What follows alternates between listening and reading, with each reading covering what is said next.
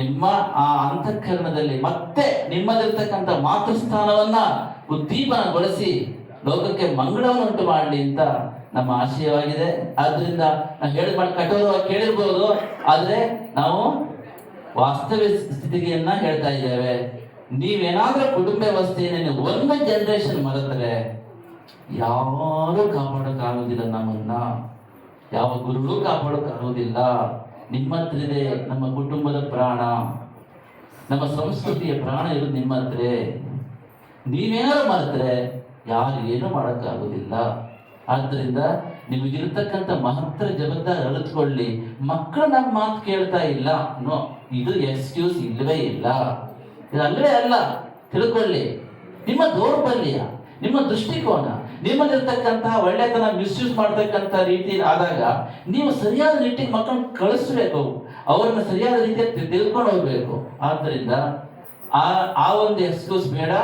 ಹೊರಗೆ ಎಷ್ಟೇ ಇನ್ಫ್ಲುಯೆನ್ಸ್ ಇರಲಿ, ಹೊರಗಿನ ಪ್ರಭಾವ ನಿಮ್ಮ ಒಂದು ಮನೋಭಾವಕ್ಕೆ ವಿರುದ್ಧವಾಗಿದ್ರೂ ಕೂಡ ಮನೆಯಲ್ಲಿ ಅದನ್ನು ತೀಡ್ತಕ್ಕಂಥ ಸಾಮರ್ಥ್ಯ ನಿಮಗೆ ಇದೆ.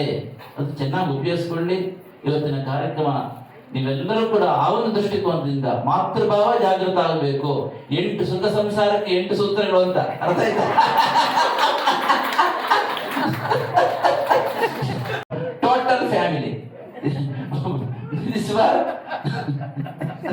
Complete family, 8 principles for complete family. 8 principles for complete family. ಅರ್ಥ ಆಯ್ತಾ? ಎಲ್ಲ ಪಾಸ್ ಮಾಡ್ಬೇಕು. ಮಕ್ಕಳು 10th ನಮ್ಮಲ್ಲೇ ಇರ್ಬೇಕು. ನಿಮ್ಮ ಮಕ್ಕಳು 2ನೇದು ಹೈಯರ್ ಸ್ಟಡೀಸ್ ಇಲ್ಲೇ ಮಾಡ್ಬೇಕು. ಅಲ್ಲಿ ಹೋದ್ರು ಇಲ್ಲಿ ಬರ್ಬೇಕು, ಅಲ್ಲೇ ಇರ್ಬೇಕು. ದುಡ್ಡು ಇಲ್ಲಿ ದುಡ್ಡು ಹಾಕಲಿ. 3ನೇದು 23-25 ವರ್ಷ ಮದುವೆ ಮಾಡೋದು. 4ನೇದು 3 ಮಕ್ಕಳು. 5ನೇದು ಡೈವರ್ಸ್ ಆಗ್ಬಾರ್ದು. 6ನೇದು ಆಸ್ತಿ ಕೋರ್ಟಿಗೆ ಹೋಗಬಾರದು. 7ನೇದು ವೃದ್ಧಾಶ್ರಮಕ್ಕೆ ಹೋಗಬಾರದು ಮಕ್ಕಳು.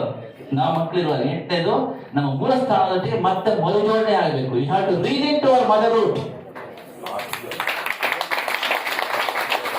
ಅರ್ಥ ಆಯ್ತಾ? ಈಗ ಪಾಲನೆ ಮಾಡಿ, ಆಗ ಸಹಸ್ರ ಪಾಲನೆ ಮಾಡಿದ್ದು ಸಾರ್ಥಕ ಆಗತ್ತೆ. ಆ ನಿಟ್ಟಿನಲ್ಲಿ 1 ಕೋಟಿ ಆಗಲಿ, ಲೋಕ ಕಲ್ಯಾಣ ಆಗಲಿ. ನಮ್ಮ ಖುಷಿ ಅಂತ ಹೇಳಿದ್ರೆ ಆ ಪುಣ್ಯ ದಂಪತಿಗಳು ಮಾತ್ರ ಸ್ವರೂಪಿಣಿ ನಮ್ಮ ರಾಜಲಕ್ಷ್ಮಿ ಬಂದಿದ್ದಾರೆ. ಹಾಗೆ ಭೀಮೇಶ್ವರ ಜೋಶಿ ಬಂದಂದ್ರೆ ಬಲ, ನಮ್ಗೆ ಎಲ್ಲ ರೀತಿ ಬಲನೂ ಬೇಕು ಇವತ್ತು ಸಮಾಜಕ್ಕೆ, ಅಲ್ವಾ? ಆದ್ರಿಂದ ನಮ್ಮ ಹೊರನಾಡ ಧರ್ಮಕರ್ತರಾಗಿರ್ತಕ್ಕಂತಹ ಭೀಮೇಶ್ವರ ಜೋಶಿ ಮತ್ತು ರಾಜಲಕ್ಷ್ಮಿ ದಂಪತಿಗಳು ಈ ಒಂದು ಸುಸಂದರ್ಭದಲ್ಲಿ ಬಂದಿರತಕ್ಕಂಥ ತುಂಬಾ ಸಂತೋಷ. ಅವ್ರು ಹೇಳಿದಾಗೆ ನಮ್ಮ ಮಠಕ್ಕೂ ಮತ್ತು ಕ್ಷೇತ್ರಕ್ಕೂ ಹೊರನಾಡ